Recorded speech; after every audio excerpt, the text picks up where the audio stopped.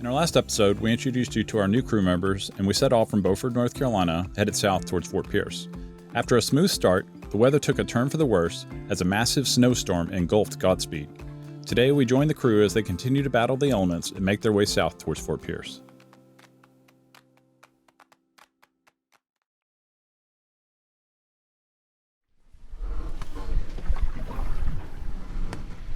Alright guys, checking in. This is, I believe, day 6 of our trip down from Norfolk to Galveston.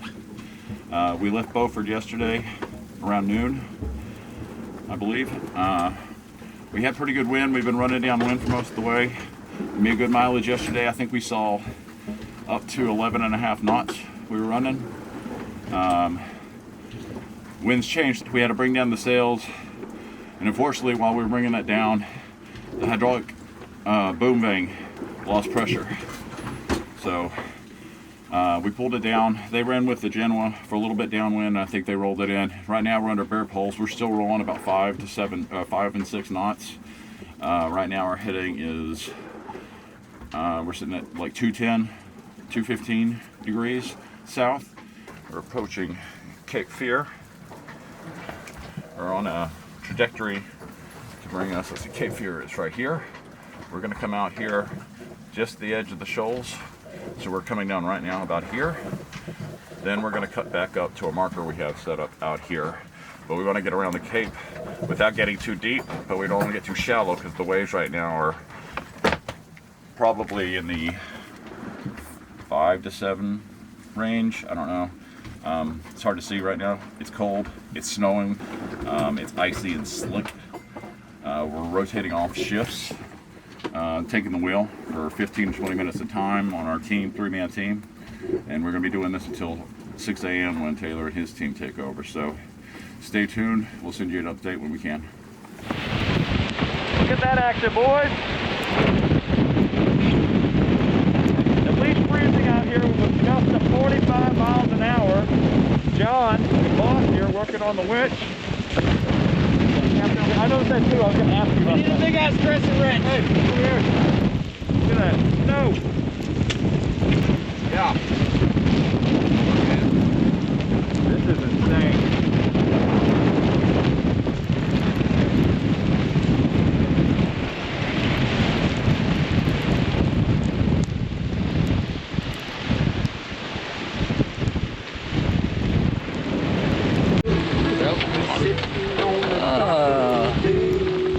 Hello.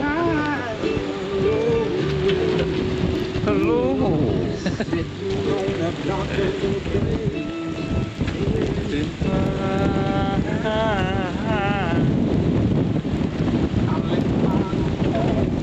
Georgia, headed for the Frisco Bay. Dumb. Why the fucking dumb? Hold it like you're present. I don't have gloves. Oh no! That'd be crazy. Dude, I would have freaked out if you just reached out barehanded. Look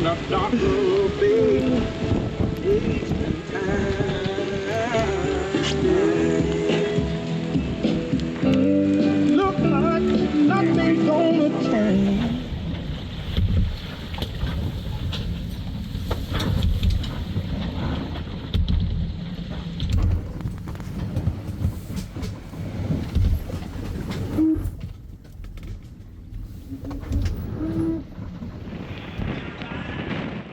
During the morning shift, the wind began to ease and Taylor rolled out about a third of the Genoa to keep us moving south at around 6.5 knots through 8 to 12 foot seas. Snow and sleet continued to fall, making conditions on deck cold and miserable.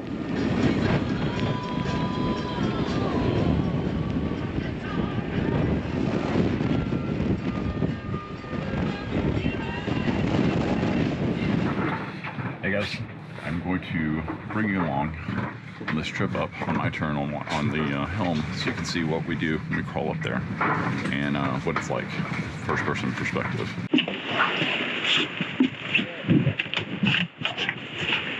It's tricky here, you gotta be careful. Everything's slick.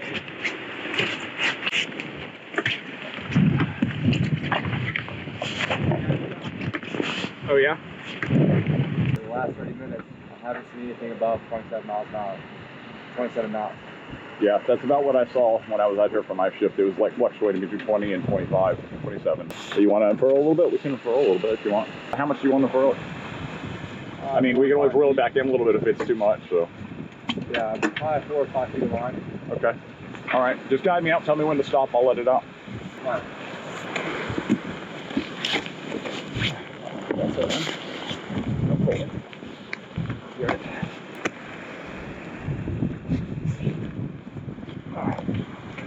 We're in. Yeah, once you back a little bit, you'll release that clutch. Oh, okay. Get it up with you. Okay. We're off in like 2 or 3 feet. Okay. That right there's 2 or 3 feet. Lock that off. Okay.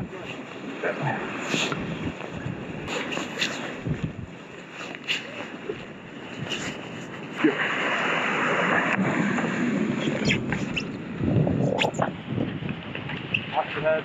Yep. How's that feel? Phase difference. Okay. Probably not and a half. Here, I can create that. Let me know when. I like that. Okay. Cool.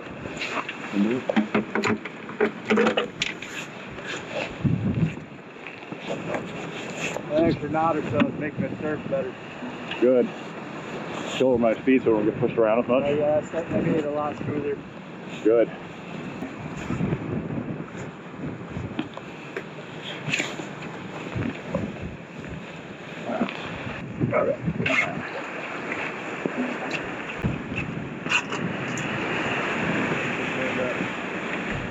I'll be on standby too. 30 minutes, I just hopped off. Okay. I'll stay clothed and stuff like that. Okay. Take my gloves off. Alright. Alright. I've got the helm. Thank you. Wheels mine.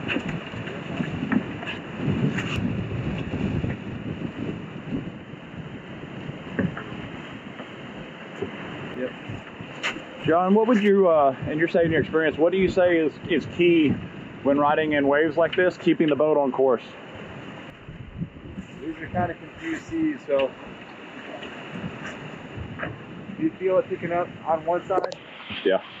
Like you talked about last night, in comparison to drifting was very Yeah. on point where you almost want to turn in the direction away from the wave, and then on the backside of the wave when you're surfing down, bring it back towards the direction you want to go. Yeah. And let it kind of direct you back on.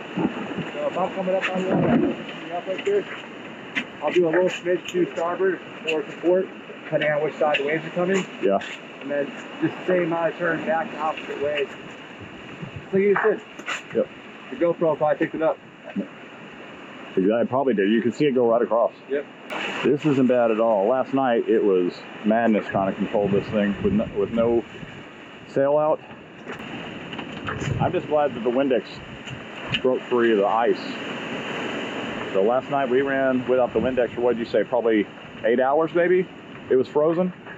Maybe longer. Most of the Taylors, and then up until, last 2 hours of ours. Yeah, so 10 hours? I was on the helm and all of a sudden I looked down and I saw the speed.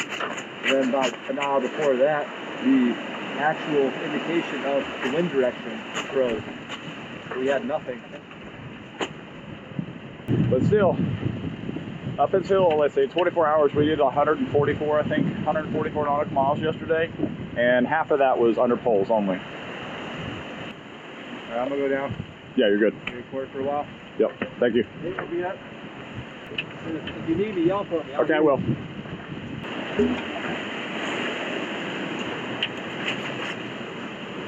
I'm trying to hold a course at 2:30. John and I just unfurled the Genoa about 10 minutes ago. A couple more feet. It's greatly helped the balance of the boat. We picked up a couple knots. So we've been making the whole time this morning between 6 and 9 knots speed over ground. We might have a slight bump from a powder current to the Gulf Stream. We're staying well west of the stream.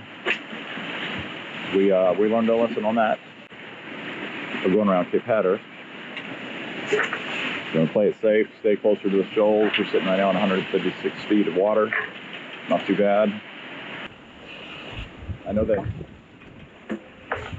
some of my friends and family are gonna watch this video and think that I'm crazy for being out here on the sea, especially conditions like this. And I don't blame you. But where you see disaster and danger, I see opportunity and adventure. This has been, this sail, the Skeleton Crew, has been one of the most memorable things I will ever have done in my life. And we're not even halfway there yet. I thought Cape Hatteras would show us anything we could see, and I was so wrong. It was colder once we got off the coast of North Carolina. We got hit by a snow front last night. It sustained 30 to 33 knot winds. We've got 30 or 40 knot gusts on top of that. So we were hitting between 45 and 65 knots last night. Come on. Shit. Okay, let's come back slow. Ride this wave, help push it over.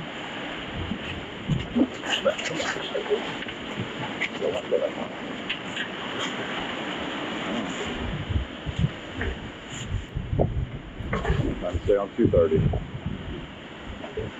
But sometimes the waves make that harder than it should be.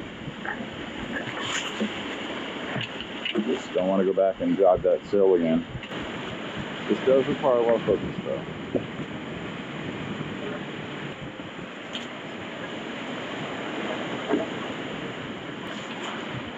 Not even bringing a waterproof jacket out here. Ballsy. It's Scotch guarded. All right. You take a wave over the back. What's that? You take a wave over the stern. Come in dripping wet.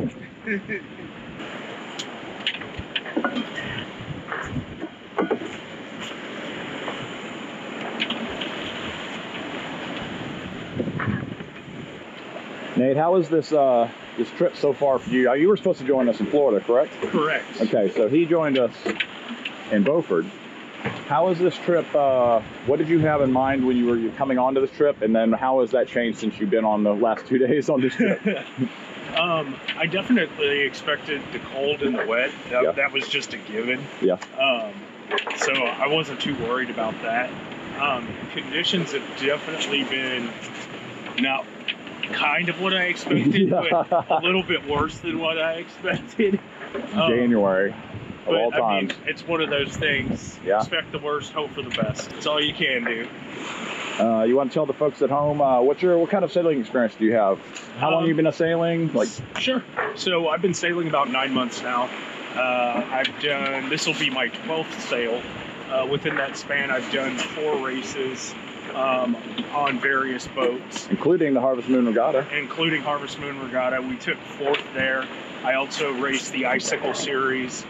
So far, the boat that I'm on for that, we've gotten 3 second places, and we're first in the series. Oh, nice. What boat are you on? Hobgoblin. Hobgoblin. All right. But it's been a great experience so far. Sailing bit me, and it bit me hard. And yeah, same here. There's definitely no going back. There's something I find just very rewarding about knowing that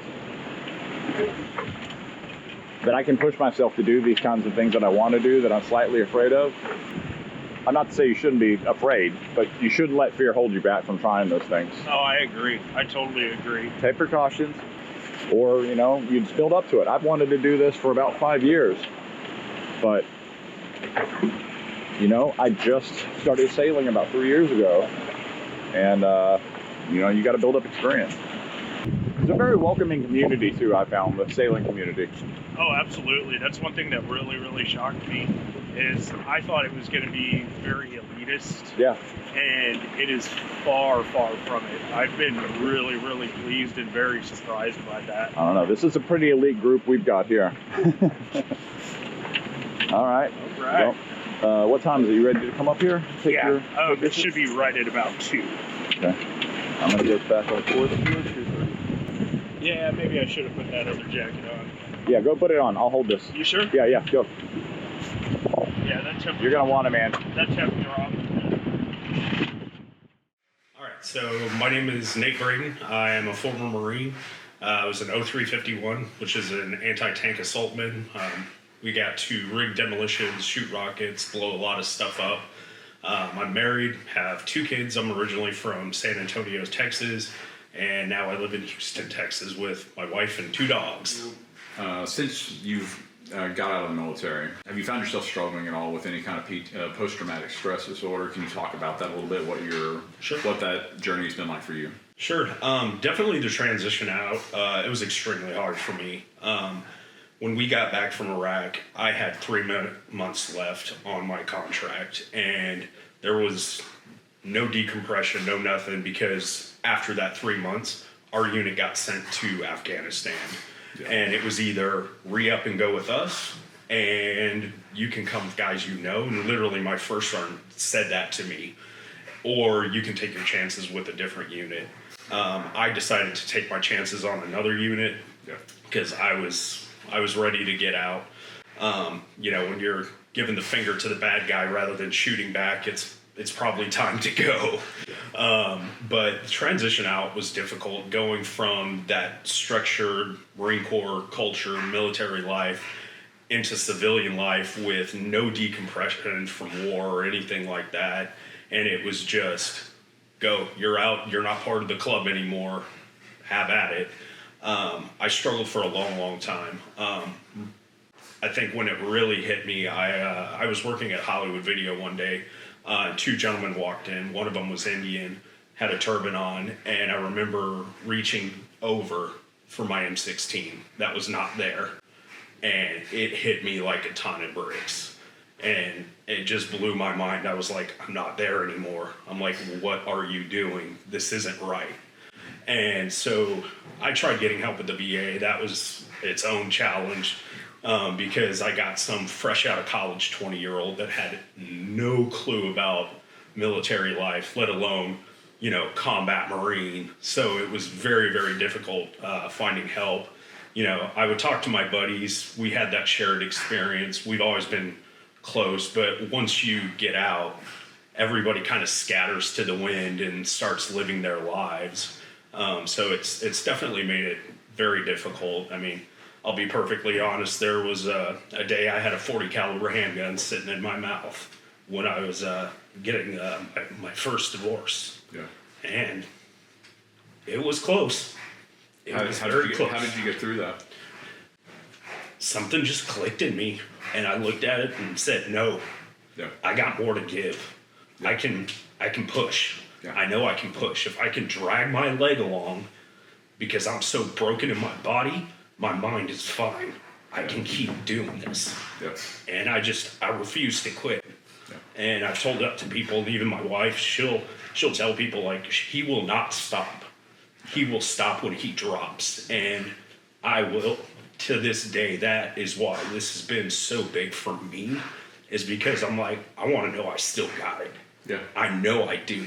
And I apologize if I'm not supposed to cuss in this, but I'm a hard mm-hmm. I know I can do it. And I will either die trying, but I will not quit. Ever. How has this, your battle with PTSD, how has that affected like your regular life, your day-to-day life? It's been a very, very big challenge because your average civilian, they can't understand.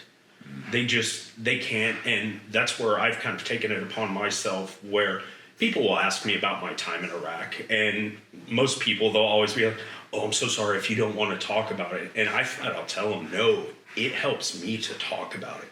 I am an open book. I will tell you all the crazy, horrible things that we saw. That way people learn and they know the true effects of what war does to people. I mean, for me, I have to sleep in certain positions because I would sleep these weird positions because I would use my M16 like a pillow. So that way I was so paranoid that somebody would roll up and steal my M16 and shoot me. And to this day, I still have to sleep in those same positions, or I can't go to sleep. I just can't. Now, I'm not to the point where I have to be the guy in the corner, you know, watching all the entrances and exit. Yeah. But I am that guy. As soon as I walk into a room, it's scan everywhere, and I'm assessing anything and everything that I can see. You know, I mean, doing executive protection, I mean, I made a career out of doing just that, basically. Yeah. So I've tried to turn that negative into a positive. But it's still, you know, it's difficult. There's those days where it's a rough day, that PTSD, depression, anxiety, like it kicks in. And I'm very, very fortunate. My wife, she worked at a military hospital in the emergency room. She's a registered nurse. So she halfway gets it, and she gives me a ton of leeway when I'm just like, I gotta do something. I gotta get out of here and take care of myself. Like, I can't. And she'll be like, go, do what you need to do. Just let me know you're safe. Yeah. And I've told her, you know, when we first got together, for my case specifically, I said, you know, loving a veteran's hard. You know, we're a difficult bunch because we are who we are. I said, loving a Marine is harder because we're Marines. I said, but you love a combat Marine. I was like, that is a calling and a very, very difficult job because we are not easy to deal with all the time. And I am truly grateful that we found each other because she's been one of the best things that has ever happened in my life. And I always tell her, you saved my life. Had I not met you, that 40 cal was looking really, really good. Thank you for sharing your story on that part, because I know it can be difficult. So for sure.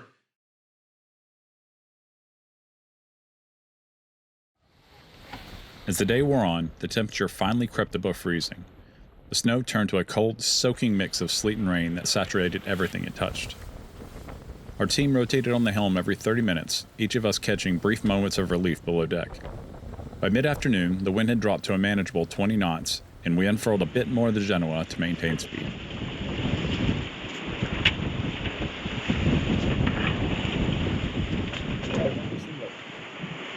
I said in pod, not like. No, this looks like some fucking pirate movie shit. Like this is. It's probably because the water's much warmer than the air. Yeah. Like significantly. Yes, significantly. Below zero last night. I didn't think it froze over. There were like 4 inches of snow on the deck. Every time you had to come in or out, you had to clear the snow off the edge. We almost froze to death. We're here. Everyone's soaked completely. Yeah. And tired of being so. Yeah. I'm getting bored already. We knew it was going to happen, but damn, every time you knew it was going to happen, you're like, oh, it's going to suck. It always sucks worse than you expected. Like, God's like, oh, you think that's funny? Well, here you go. I got something for you. Yeah. No, this is nice though. We all woke up to see this, and this is really neat. I didn't know what to call it. Like, stop.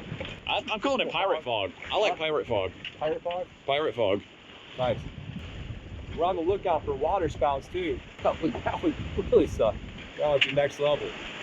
Hopefully not. You can tell, I don't know if you can see this in the video, we're getting hit consistently with like 8 to 10 foot waves, and occasionally we'll get like a 14 to 15, 17 foot wave every now and then. John, you got doused last night by one that came over with a solar panel. It was so big, right? Yeah. Yeah, I got soaked. And then afterwards, I was being pissed on up here. Double whammy. And we're both sitting here smiling as we're talking about it, because it's miserable, yes. To be quite honest, you can't really do anything about it anyways. No, you really can't. So just sit back. You're miserable for like a second when you go lay down, and then like, I was woken up today with a whole wave on my lap. I woke up so I pissed myself, and my whole sleeping bag was soaked. So now I'm sleeping on the starboard settee, kind of like old lady. Nothing you're not used to. That I've never had that rack get wet since I've had Godspeed. Of course, it happens to be. Damn it. Watch it. See it? Gotta laugh at it, I guess. Well, we're what, about halfway, a little halfway through our shift here. I don't know what More time than it is. hour up, hour left. Hour left of our shift. So Taylor and his crew will come on at 6, start rotating through. Do you want a new rotation that's helpful Yeah. on that? on the board? Yeah, Just having us all 3 steer. Yeah. Everyone's getting handy on the helm now. Dave and Sean are getting their time. Yeah. So they're going to do 30 on and like 45 to an hour off. Nice. Makes the shifts go by a lot faster, 6-hour shifts. We're looking forward to doing that. Play that tonight with the balls to 6. Yeah. That one is miserable. Yeah. Getting tired of those watches. It's nice to be split it up.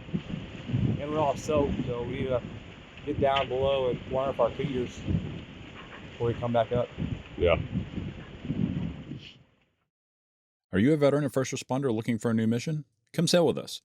Experience the healing power of the water, the camaraderie of the crew, and the calm wind in your sails. Scan the QR code on screen to learn more and apply to join our next day sail. Thanks for joining us.